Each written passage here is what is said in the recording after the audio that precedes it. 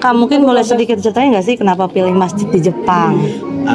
Ya kan random ya. Ya. Aku ketemu sama Ustadz Fatih itu pas aku lagi haji di salah satu restoran di Grand Zamzam di Mekah gitu. Terus kayak gitu Ustadz Fatih cerita kalau dia lagi bangun masjid di Jepang, dan aku kemarin sempat datang ke masjidnya, sempat melihat masjidnya gitu. Jadi pas aku bilang, aku langsung kepikiran, kan aku orangnya juga paling random ya. Jadi aku bilang aku juga mau ikutan, aku mau jual tas aku. Jadi aku mau jual tas aku, nanti hasilnya aku sumbangkan. Kak, ini ada beberapa artis juga nggak sih masjid yang di Jepang itu atau Ya, kan ada beberapa ya? Ada beberapa artis. Masjid yang sama? Di masjid yang sama.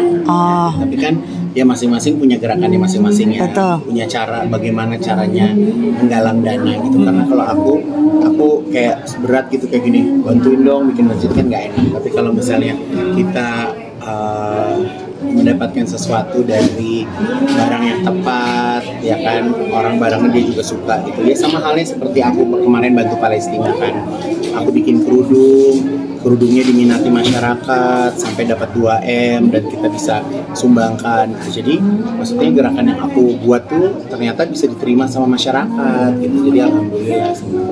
Proses pembangunan masjid itu udah seperti apa sih Kak yang di Kalau pembangunan masjid di Jepang, insya Allah udah 50%. Jadi Januari kita mau ke sana, mau sholat pertama di bulan Januari tanggal 16. Itu yang dari di Yokohama. Kalau masjid aku yang di Pondok Cabe, sekarang juga udah mau 50% nih.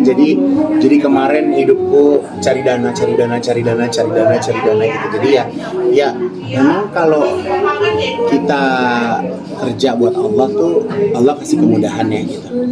Jadi ya memang aku sekarang udah nggak terlalu memikirkan hidup aku gitu. Jadi aku pengennya ya kerjanya bisa buat orang banyak, dan semoga tidak disalahartikan, tidak ada di ketemu orang-orang yang ajaib-ajaib lagi gitu.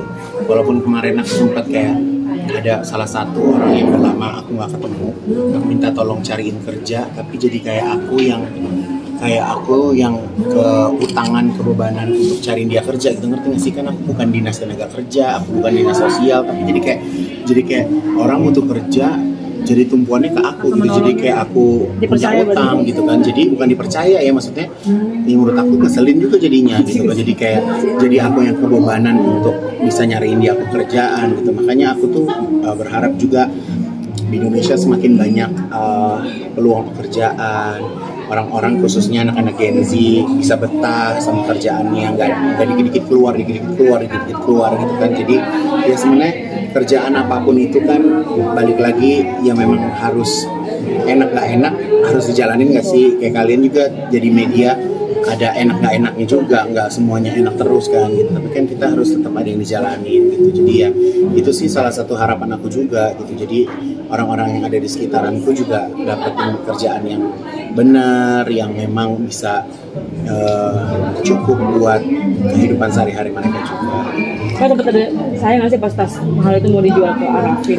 Nggak sayang, justru aku udah planning kan mau aku jual. Malah dari kemarin tuh kayak gini, dari aku taruh ke tas-tas, jual tas-tas second susah banget.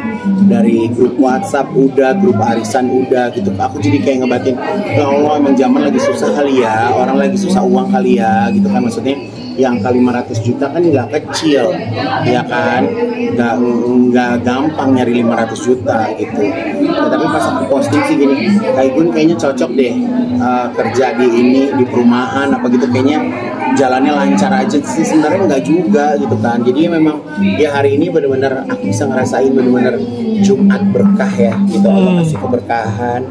Aku yang tadinya malas-malasan syuting bareng Raffi karena biasanya aku live, aku nggak pernah syuting tapping. Ternyata pas tapping itu dapat hadiah ya Kak? Dapat hadiah gitu. Jadi aku pulang bawa tas, aku bawa kantong. Jadi karena aku nggak bawa tas dua kan, jadi aku bawa kantong. Kan jadi kayak dua yang nanti kabul juga langsung dengan sedekahnya subuhnya Kak Irfan. Ya, kalau kita ini kan kalau jadi manusia, kalau kita berharap sama manusia itu nggak boleh. Jadi kalau misalnya sedekah subuh, ya aku minta gantinya sama Allah.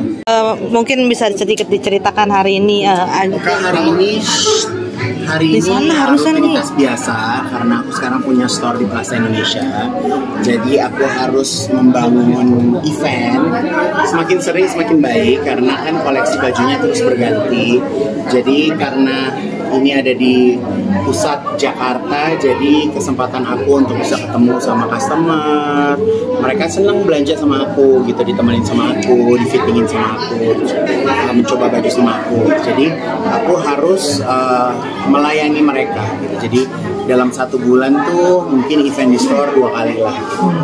Kak, mungkin pelanggan yang biasa datang kayak buka-buka gini datang Ya, juga. jadi di Plaza Indonesia ini aku dapetin pelanggan-pelanggan yang baru, pelanggan yang baru, wajah-wajah baru, orang-orang yang belum pernah bikin baju sama aku, dan mereka bisa lihat ke sini gitu. Karena kalau beli baju di sini kan banyak mereka yang datang acaranya nanti sore, mereka langsung pakai gitu, lebih sifatnya lebih seperti itu gitu. Jadi ya jadi kayak banyak kesempatan baru sih ketemu sama orang-orang baru gitu.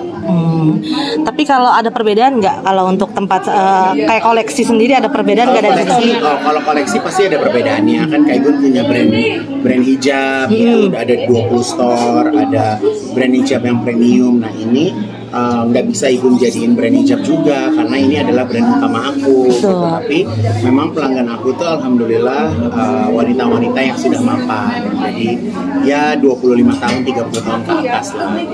Ini juga koleksinya lebih wow dari yang ini ya, Ya, Kak? insya Allah lebih wow, lebih mature. Apa tuh mature tuh lebih mapan lah untuk perempuan-perempuan mapan lah. Hari ini aku mau cerita, aku bersyukur banget.